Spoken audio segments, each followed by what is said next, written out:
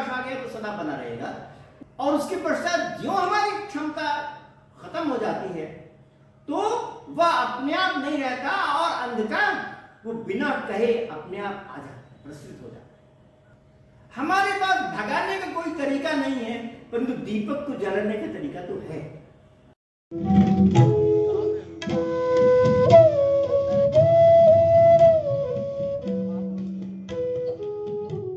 प्रिय महानुभाव, आज मैं आपके समक्ष संस्कृत मुहावरे एवं लोकोक्तियां इस विषय के 10वें अंक को लेकर आपके समक्ष प्रस्तुत हूं।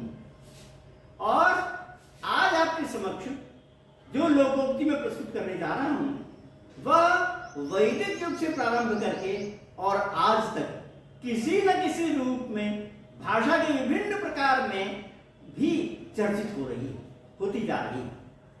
और वह लोकोक्ति है जो कि बृहदारण्यक उपनिषद में गई है, और वो ये है कि असतो मां सद्गमय, तमसो मां ज्योतिर्गमय, मृत्युर्मां अमृतम गमय। ये 3 प्रकार की प्रार्थनाएं हैं, और ये 3 प्रार्थनाएं इतनी प्रसिद्ध हैं, इतनी लोकप्रिय हैं कि वो मुहावरे के तौर पर भी, लोकोक्ति के तौर पर भी, पारंपरिक विश्वास के रूप में भी हमें हर समय अपने को आगे बढ़ाने के लिए भी वह प्रसिद्ध होती रही।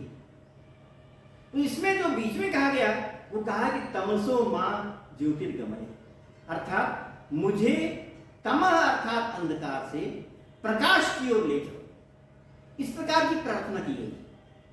और ये प्रार्थना अपने आप में कितनी ज्यादा आवश्यक है, कितनी ज्यादा हर युग में आवश्यकता रखती है, प्रत्येक कार्य के समय आवश्यकता रखती है, क्योंकि तमह माने जो अंधकार है वो अपने आप आ जाता है, उसको लाने के लिए हमें कुछ करना नहीं पड़ता, परंतु ज्योति अथवा प्रकाश को लाने के लिए कुछ करना पड़ता है। तमह अपने आप आ जाता है और ज्योति अथवा प्रकाश जो है वो अर्जित है, वो आगंतुक है। जब तक हम अपनी शक्ति और क्षमता से उसको लाए रहते हैं तब तक तो वो रहता है, और उसके पश्चात जो हमारी क्षमता खत्म हो जाती है तो वह अपने आप नहीं रहता, और अंधकार वो बिना कहे अपने आप आ जाता है, प्रसरित हो जाता है। जो हम अपनी बिजली के लिए कहते हैं स्विच ऑन, तो स्विच ऑन करते हैं तो जहां से बिजली जनरेट होती है वहां से यहां तक करंट आता है, और उसको करने के लिए उसमें कुछ खर्च होता है, उसमें मशीनी ताकत लगती है, तब तक वो प्रकाश बना रहता है। और जब मैंने स्विच ऑफ किया तो मुझे कुछ करना नहीं पड़ता, और वह अपने आप अंधेरा चला। जो प्रकाश है, जो ज्योति है, उसका खंड, उसका वॉल्यूम कितना बड़ा है, परंतु अंधकार के वॉल्यूम को तो पूछने नहीं है। वो बिना कहे घने अंधकार के रूप में दूर दूर तक, मीलों तक और बड़े से बड़े स्थान पर वह पहुंच जाएगा। इसीलिए हमारे वेद मंत्रों में जो कहा कि प्रलय से पहले क्या था, तो उन्होंने कहा कि प्रलय से पहले केवल अंधेरा था। तम आसीत तमसा गूढ़मग्रे, पहले केवल अंधेरा था, मात्र अंधेरा, तम आसीत। और उसके पश्चात जब सूर्य आया तो क्या हुआ? सूर्य आया, उसको हमको लाना पड़ा, उसमें हमको एक ईश्वर की जो विभिन्न प्रकार की शक्तियां हैं उसको वहां पर लगाना पड़ा। चित्रम देवानाम उद्गादनिकम चक्षु मित्रस्य वरुणस्य। हमारा जब सूर्य आया तो ऐसा लगा कि देवताओं की बहुत बड़ी रोचिष्णु जो चमकदार सेना है वो आ गई, ऐसा लगा। अन्य मंत्र में कहा इदम श्रेष्ठम ज्योतिषाम ज्योतिरागा, ये बढ़िया से बढ़िया ज्योति है जो कि आ गई, ज्योतिषाम ज्योतिरागा आ गई। तो अंधकार के समय वेद में कहा कि आसी, अंधकार तो था, कुछ भी नहीं करना पड़ा, बस आगे प्रलय काल भी आगे। और जब भी सूर्य आया और प्रकाश आया तो उसमें कहा कि चित्रम देवानाम उदगार, वो उत्पन्न हुआ, वो आया, शक्ति के द्वारा आया। इदम श्रेष्ठम ज्योतिषाम ज्योति आगार, ऐसा हम पढ़ा। तो इससे पता चलता है कि अंधकार अनायास होता है और प्रकाश अर्जित होता है।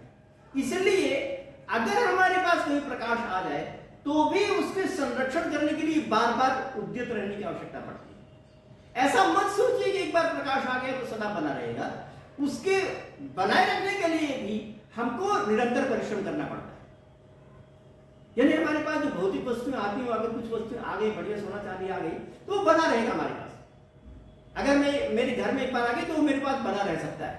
परंतु प्रकाश अगर मेरे पास आ गया तो अगले क्षण वो रहेगा, इसकी बिल्कुल भी गारंटी नहीं। अगले क्षण फिर मुझको उतना परिश्रम करना पड़ेगा, उससे अगले क्षण फिर मुझे उतना परिश्रम करना पड़ेगा, उससे अगले क्षण फिर उतना। इस प्रकार से मुझको निरंतर उस ज्योति को लाने के लिए परिश्रम करना पड़ेगा। इसलिए बहुत आवश्यक है कि ये जो प्रकाश है वो सामान्य जो भौतिक वस्तु से बिल्कुल भिन्न प्रकार का है, परंतु उसकी जरूरत तो हमको है। और जितना भी बड़ा अंधकार है ना, इतने बड़े अंधकार को भगाने की क्या रीति होती है? लोग कहते हैं कि अंधकार को भगाते हैं। अंधकार भगाया नहीं जाता, अंधकार विलुप्त हो जाता अपने आप। अगर कोई आदमी सैकड़ों किलोमीटर दूर पड़े हुए अंधकार को भगाना शुरू करे, झाड़ू से भगाए, तो झाड़ू से अंधकार कभी नहीं भागता है। अंधकार हजारों झाड़ुओं से भागता नहीं है, मगर अंधकार एक छोटे से दीपक के आने पर विलुप्त हो सकता है। अंधकार भागा नहीं करता। हमारी जो भाषा है ना, भाषा से हमको ऐसा लगता है कि वो भाग जाता है। अंधकार भागता नहीं है, ज्योति के आने पर विलुप्त हो जाता है। हमारे पास भगाने का कोई तरीका नहीं है, परंतु दीपक को जलाने का तरीका तो है।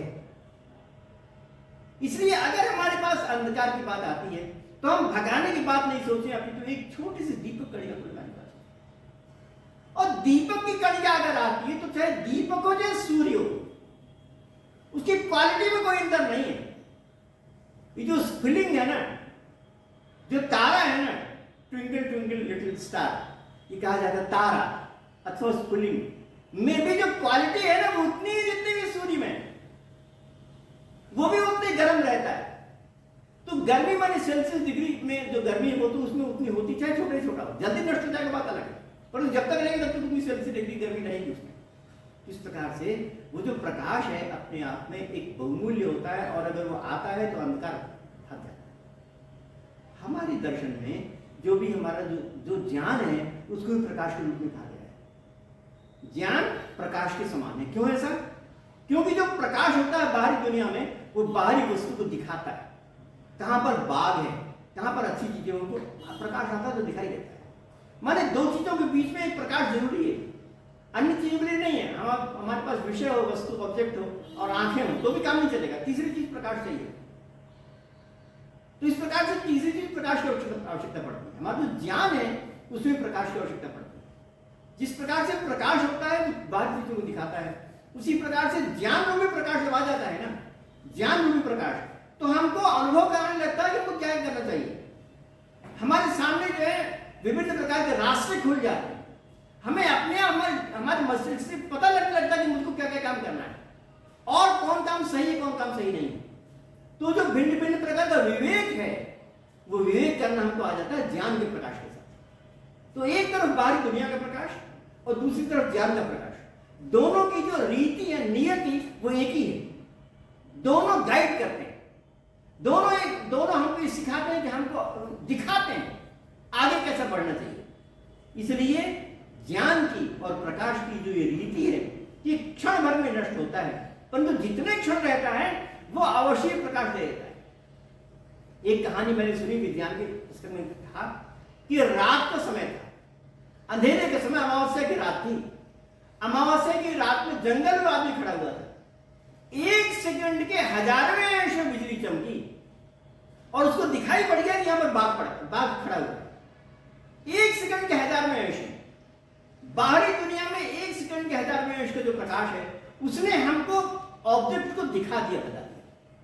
ठीक उसी प्रकार से मेरे मन के अंदर 1 सेकंड के 1000वें अंश में अगर कोई फ्लैश होता है और मुझे लगता है कि मुझे काम करना है, तो फिर वो ही काम करने को तैयार हो जाता है। तो ज्ञान और प्रकाश अपने आप में एक ही प्रकार का है, विधा एक ही है, ये प्रकार से काम करता है। तो ये जो बात कही गई है तमसो माँ ज्योतिर्गमय, इसमें तमस से ज्योति की बात कही गई है, वह बाहरी दुनिया में भी सत्य है और हमारे ज्ञान के प्रकाश के संदर्भ में सत्य है। आपने मेरी बात को बहुत ध्यान से सुना, इसलिए आपको बहुत बहुत